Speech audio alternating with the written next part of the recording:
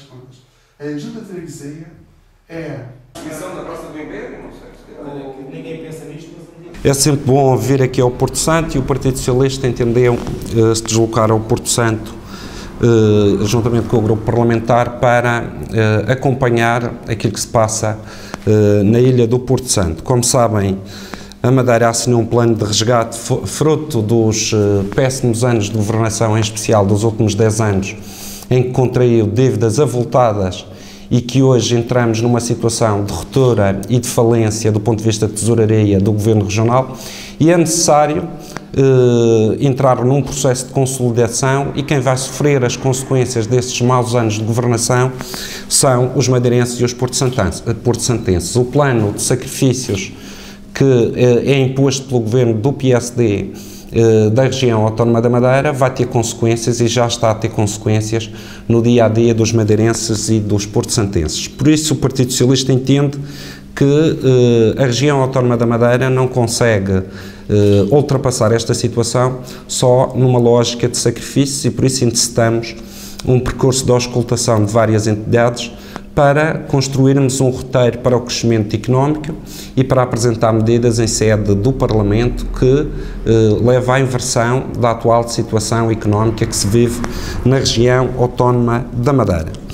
E o caso particular do Porto Santo, nós sabemos que uma ilha com as características do Porto Santo,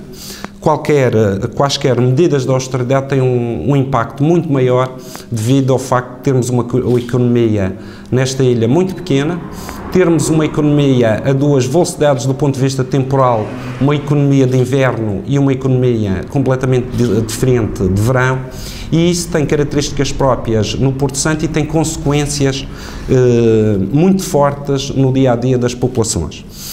Das medidas de austeridade, o Governo Regional do PSD entendeu cortar o subsídio de férias e o subsídio de Natal. Isso tem um impacto nos funcionários públicos que residem e trabalham no Porto Santo de cerca de 14,3%.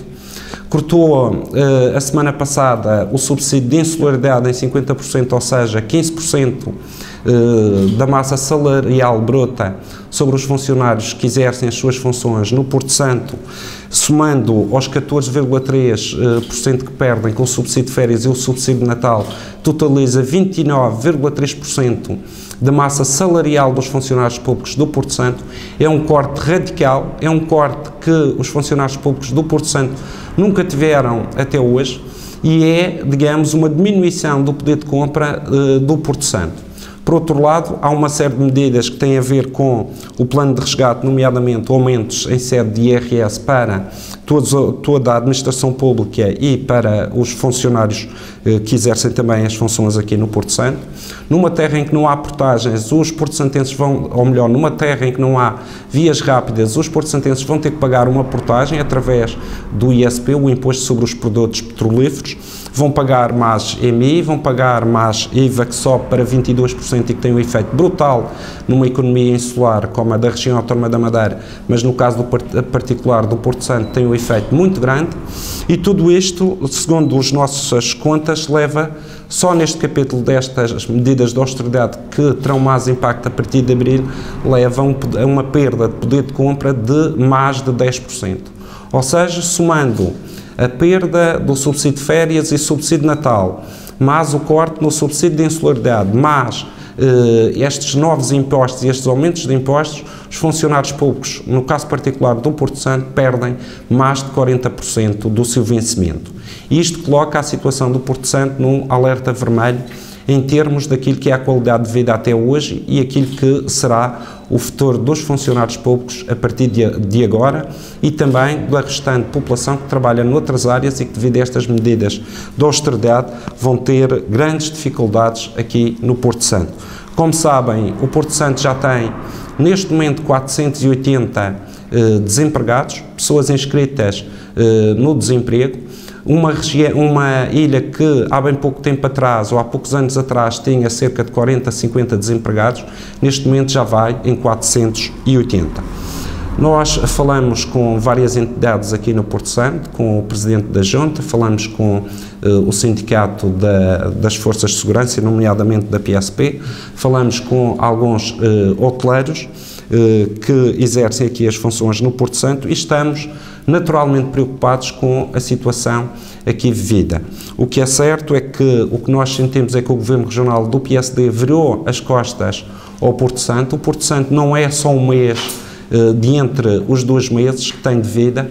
e o Governo Regional desresponsabilizou-se em relação ao Porto Santo nas diferentes áreas de atuação do Governo Regional. O que sentimos hoje, dos contactos que tivemos com a população, é que o Porto Santo vive no olho do furacão da crise. Essa crise hoje tem mais impacto na ilha do Porto Santo que na ilha da Madeira, apesar de nos próximos meses também assolar a região autónoma da Madeira, nomeadamente a ilha da Madeira. Perante esta situação, o Partido Socialista entende que queria chamar aqui a atenção para o facto das características do Porto Santo necessitarem de um cuidado especial, porque a economia é extremamente frágil, todas estas medidas de austeridade estão a ter um impacto brutal, os casos de pobreza, exclusão social são muitos, cada vez mais, e tenderão a se somar com o passar do tempo a mais novos casos, a situações novas, e é necessário também, da parte do Governo e da autarquia, existir um plano de ajuda na componente social. Não pode existir só um plano de sacrifícios, é necessário existir um plano de crescimento económico para a região autónoma da Madeira e também para o Porto Santo, e é necessário existir um plano social, porque muitas destas famílias que vão sofrer o impacto destes sacrifícios entrarão numa situação de grandes dificuldades. E aquilo que se nota, em especial aqui no Porto Santo, é que muitas dessas famílias já não têm condições para honrar os seus compromissos e atravessam grandes dificuldades, nomeadamente até em relação à questão dos bens alimentares, os bens de primeira necessidade. E era necessário que da parte do Governo Regional e da autarquia do Porto Santo existissem medidas complementares que ajudassem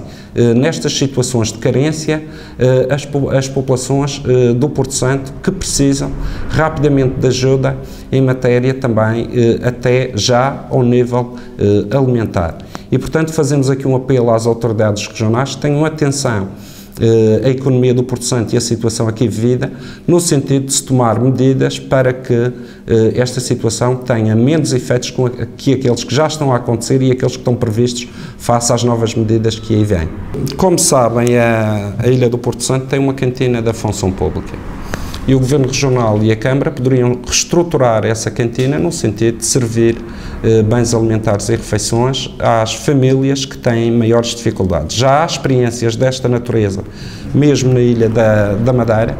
com apoios da Segurança Social, que permitiram, em casos, nomeadamente pessoas com grandes dificuldades financeiras e pessoas idosas, no sentido de fazer-lhes chegar a alimentação e determinados cuidados, não só alimentares, mas também de saúde. E, portanto, face à situação que hoje o Porto Santo atravessa, era importante que existisse da parte do Governo uma medida desta natureza para que aligeirasse no dia-a-dia das pessoas aquilo que são os impactos destes sacrifícios agora assumidos pelo Governo do PSD, que são necessários impor à região autónoma da Madeira. Remediava um problema, outras soluções. Portanto, falou bem, nós terríveis.